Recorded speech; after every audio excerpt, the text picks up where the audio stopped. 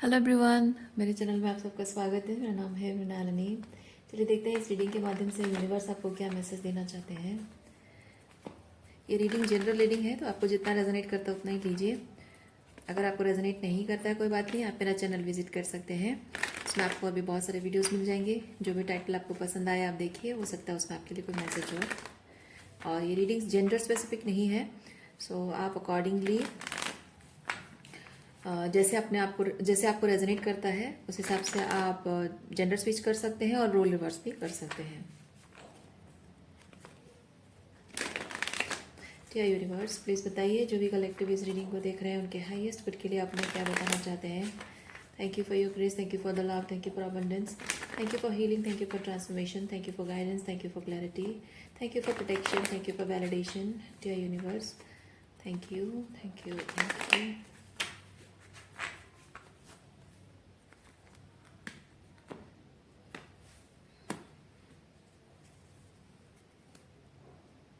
Two of Wands.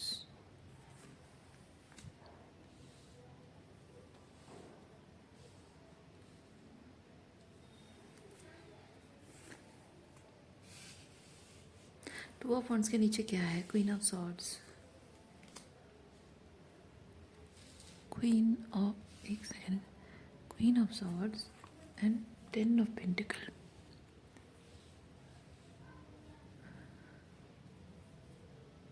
Okay,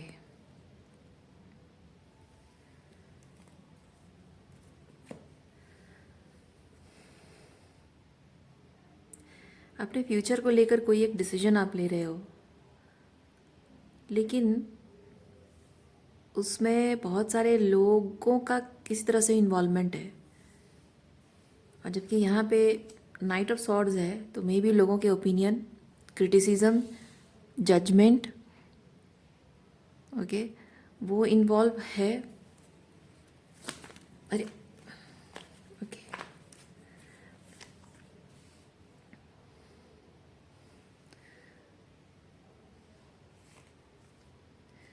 आप जो भी करना चाह रहे हो वो कुछ गलत चीज़ नहीं कर रहे हो, लेकिन आगे जाकर जो भी, मतलब अभी अभी जिस तरह से आप स्टेप ले रहे हो, आगे जाकर क्या स्टेप्स लेना है, कैसे, मतलब ये कैसे वर्कआउट होगा, ये चीज़ कैसे वर्कआउट होगा, आगे कैसे बढ़ेगा, उस चीज़ के लिए शायद एक अनसर्टनिटी है। या फिर हो सकता है कि उसके लिए थोड़े से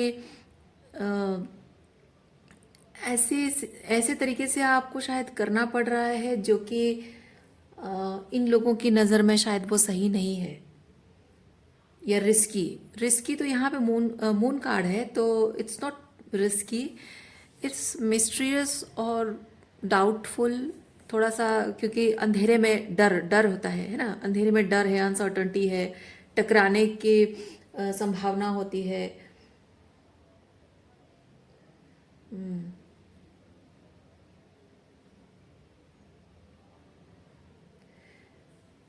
मैं कहीं ना कहीं ये डिसेप्शन भी फील कर रही हूँ, पर आप जो कुछ भी करने जा रहे हो उसमें, चलिए देखते हैं क्या चीज़ है।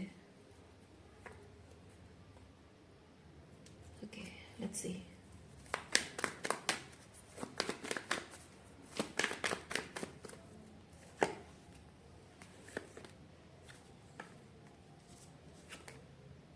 ओह आई सी, आप जो करने जा रहे हैं वो ये लोग नहीं चाहते कि आप वो चीज़ करें। ओके, ये लोग नहीं चाहते कि आप वो चीज़ करें, इसीलिए इसको डिसेप्शन का नाम दे रहे हैं। या फिर कोई मिस्ट्रियस काम है, सीक्रेट, मतलब कोई कुछ भी, लाइक नॉट, मतलब कोई ऐसा काम जो मून की एनर्जी है, मतलब रात के अंधेरे में किया जाता है। इन लोगों का ऐसा कहना हो सकता है कि कोई ऐसा काम जो रात के अंधेरे में किया जाता है, मतलब चोरी छुपे है, गलत काम करना, शायद इस तरह से उनका कहना हो सकता है, जो दिन दहाड़े नहीं किया जा सकता, खुलम खुला सीना चौड़ा करके कि हाँ मैं कर रहा हूँ, डिक्लेरेशन के साथ नहीं है। सो शायद इस तरह की कुछ आप कर रहे हो, या फिर इनको ऐसा लगता है।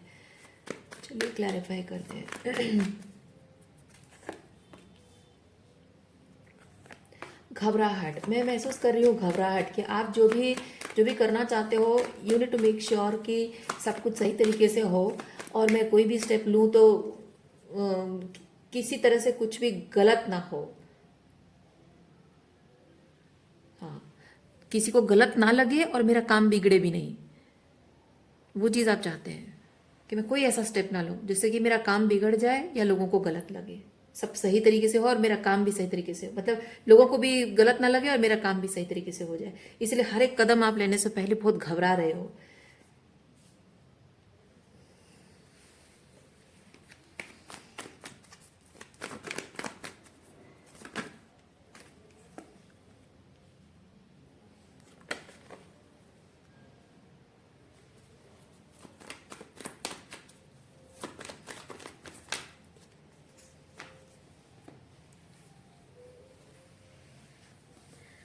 आप जो भी करने जा रहे हो उसके रीजंस बहुत क्लियर हैं। ये सब ये सब सॉर्ट्स के साथ ये चीज़ है कि आप जो करने जा रहे हो कुछ गलत नहीं कर रहे हो, पहली चीज़ है, ठीक है, कुछ गलत नहीं कर रहे हो, लेकिन फिर भी आपको थोड़ा बहुत डाउट है।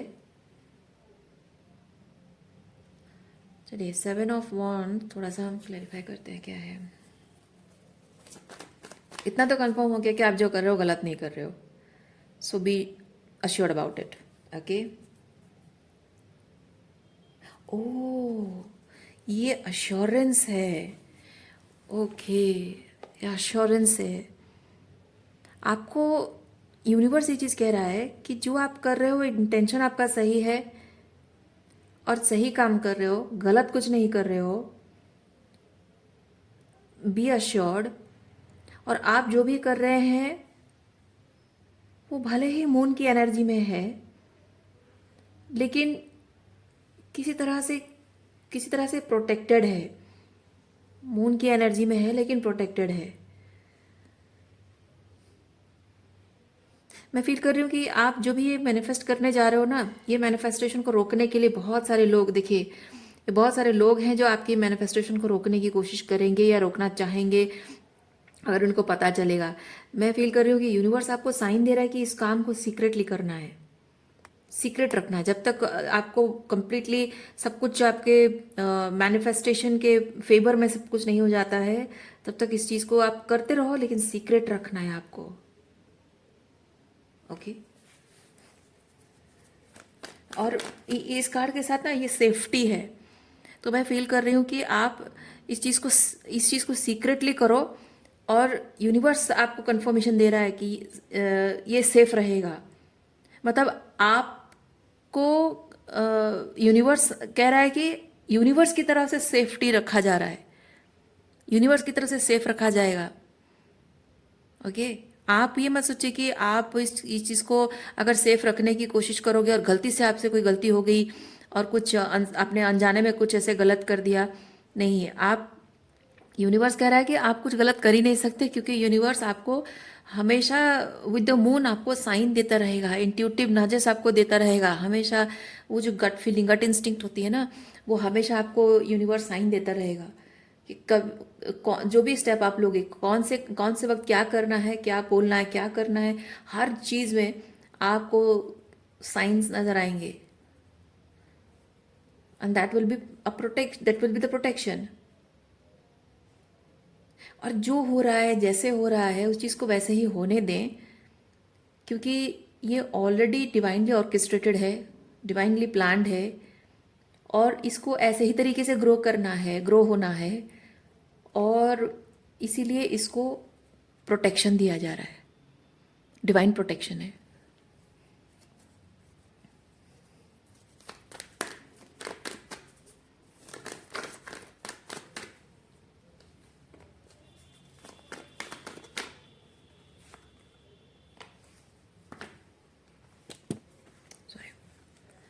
Ace of Pentacle and Two of Cups. Hangman Reverse.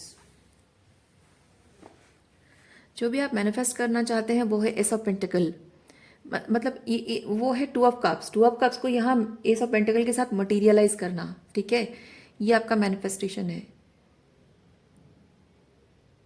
आपके लिए जो चीज़ जैसे वर्कआउट होनी चाहिए एग्जैक्टली वैसे ही वर्कआउट हो रही है और वैसे ही वर्कआउट होगी। कुछ भी आपके अगेंस्ट नहीं जाएगा। जो हो रहा है सब आपके फेवर में हो रहा है।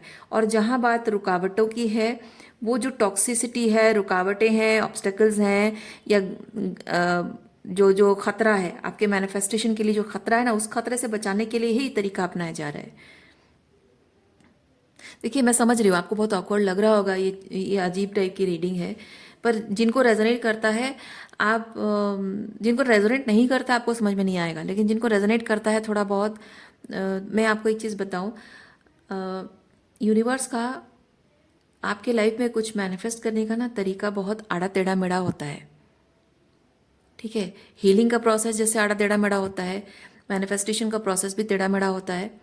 तो यूनिवर्स को अपने तरीके से करने दीजिए, क्योंकि सीधे सीधे कोई मैनिफेस्टेशन होता है ना, तो मतलब कि कोई ऑब्स्टेकल नहीं है, कोई अनसेफ नहीं है, लेकिन आपके आसपास बहुत अनसेफ एनवायरनमेंट है, बहुत कुछ टॉक्सिसिटी है, बहुत कुछ अनसेफ है आपके आसपास, और उस टॉक्सिसिटी से बचाया जा रहा है आपके मैनिफेस्टेशन को।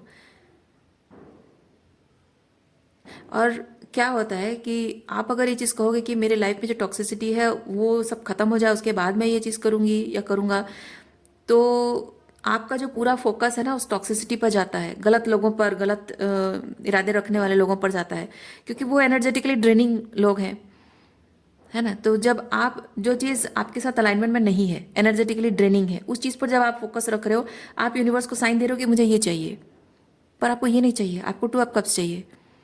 तो इसीलिए यूनिवर्स कह रहा है कि टू ऑफ कप्स पर फोकस करो और उस पर काम करते जाओ। और जैसे जैसे धीरे धीरे ये ग्रो होता जाएगा ना, इसकी पावर धीरे धीरे कम होती जाएगी।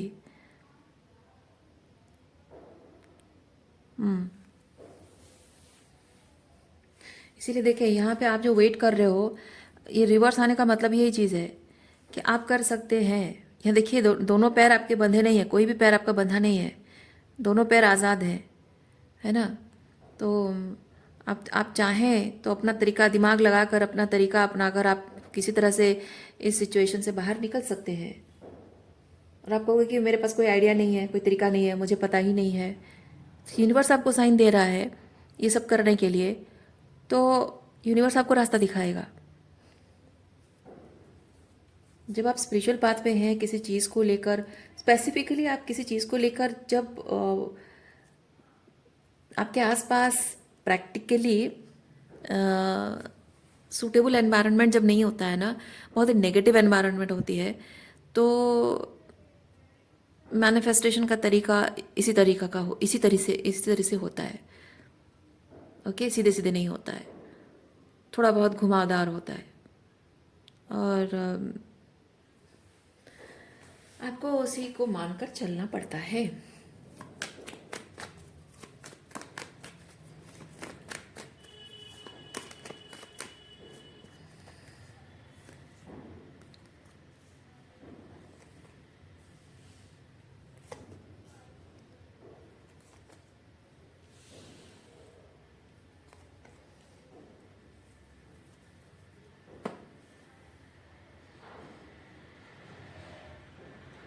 देखिए, मैं एक चीज़ आपको बताऊं, ये जो लोग हैं ना, इन लोगों के साथ आपके पास में कार्मिक बैगेजेस रहे हैं। तो ये कार्मिक बैगेजेस जब तक आप ढो रहे हो, बोझा उठा रहे हो, तब तक आप इसमें ट्रैप्ड हो।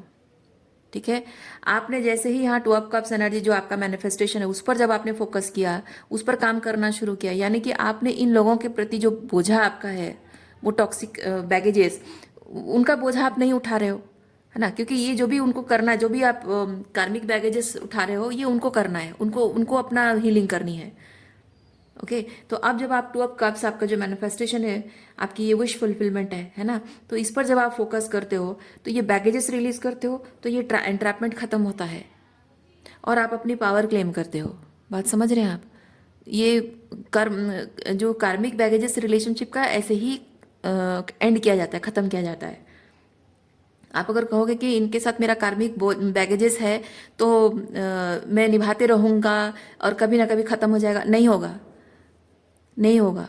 और देखिए, लोगों के साथ आपका जो कार्मिक बैगेज है अच्छा है ना, तो वो तो अच्छे से निभता रहेगा, जो अच्छा बैगेजेस है वो अच्छे से निपटा रहेगा। लेकिन जो कार्मिक बैगेजेस टॉक्सिक है, वो गलत है, ईश्वर आपको उस बारे में एनलाइटन कर रहा है, ईश्वर आपको बता रहा है कि ये टॉक्सिक है, तो इस चीज़ को आपको रिलीज करना होगा, क्योंकि जो अच्छे रिलेशनशिप होते हैं, कहने का मतलब अगर मैं सरल शब्द में कहूँ, जो अच्छे रिलेशनशिप होते हैं वो आत्मा पर बोझ नहीं बनते हैं। जो आत्मा पर बोझ बनते हैं वो अच्छे रिलेशनशिप नहीं होते हैं, उनका ख़त्म हो जाना ज़रूरी होता है। लेकिन जबकि कर्मों का बोझ है, रिश्तों की जिम्मेदारी है, प्यार है, अपनापन है, जो इमोशनल अटैचमेंट है ना, वो अनहेल्दी अटैचमेंट होता है। क्योंकि आपकी आत्मा पर बोझ है, आप रिलेशनशिप के बोझ तले दबे हुए हो, वो अनहेल्दी अटैचमेंट है। तो जब आप अनहेल्दी अटैचमेंट को रिलीज करते हो, क्योंकि सब दिमाग का खेल है, सब दिमाग का खेल है ना। ऊपर वाला संकेत दे रहा है आत्मा पर बोझ है, पर आप कह रहे हो, आपके दिमाग में ये चीज़ है कि नहीं ये तो मेरे रिश्ते हैं, मेरे तो अपने हैं, मुझे तो करना पड़ेगा। पर ऊपर वाला कह रहा है कि जब मैं कह रहा हूँ ये आत्मा पर बोझ है, इसको छोड़ दो, तो तुम होते कौन हो कहने वाले। ईश्वर के निर्णय के आगे हम जब जिद करते हैं ना, तो ये अहंकार होता है। तो ऊपर वाला जब खुद ही कह रहा है कि ये छोड़ दो, इसको, ये आत्मा पर बोझ है, इसको छोड़ दो, तो आपको छोड़ देना चाहिए। और जब आप छोड़ते हो तो ये इन इन इन लोगों के जो कार्मिक बैगेजेस से, उससे आपको परमात्मा रिलीज कर देता है। यदि आत्मा पर बोझ खत्म किया आपने खुद, है ना, काम किया, तो रिश्तों का बोझ भी अपने आप हट जाएगा। ऊपर वाला आपको आज़ाद कर देगा, आपकी पावर वापस कर देगा। अब जब आप एम्प्रर बन जाते हो, फाइनली आपको अपने जीवन में क्या चाहिए, अपने हिसाब से, अपने टर्म्स पे अपनी कहानी लिखते हो आप। ठीक है। तो जो कार्मिक रिलेशनशिप होते हैं ना, उन्हें एंड करने का यही तरीका होता है। और इसीलिए आपको ईश्वर कह रहा है कि ये जिन लोगों से आप डील कर रहे हो, ये लोग टॉक्सिक हैं, आपकी मैनिफेस्टेशन में, आपकी खुशियों के रास्ते में बहुत रोड ब्लॉक्स हैं, ये बहुत बड़े ब्लॉकेजेस हैं।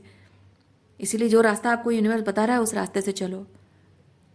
अपने हिसाब से चलोगे तो कभी ख़त्म नहीं होगा ये।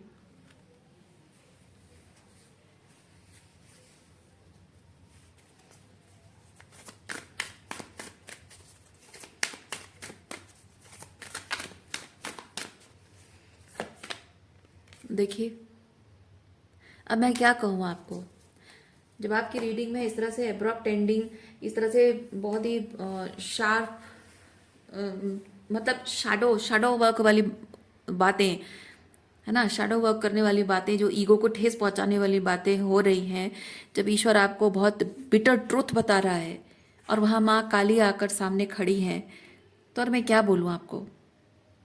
ईश्वर की इच्छा है, क्योंकि आपके जीवन में ये काल बनकर जो ये रिश्ते आपके आत्मा पर मंडरा रहे ना, इनका हरण करने आई है माँ काली। आपके जीवन में फिर से आप जैसा चाहो अपनी खुशी से, अपने नए कर्मों का लेखा जोखा बनाओगे, अपने हिसाब से, अपने टर्म्स पे, अपने हाईएस्ट गुड को सर्व करता हुआ लाइफ में सारी खुशियां मैनिफेस्ट करोगे। उसके लिए ये ईश्वर की कृपा है। ओके, तो आज के लिए इतना ही है। उम्मीद करती हूँ इस रीडिंग से आपको कुछ क्लैरिटी मिली हो। मैं आपको नेक्स्ट रीडिंग में मिलती हूँ। अपना ख्याल रखिए, खुश रहिए, बाय।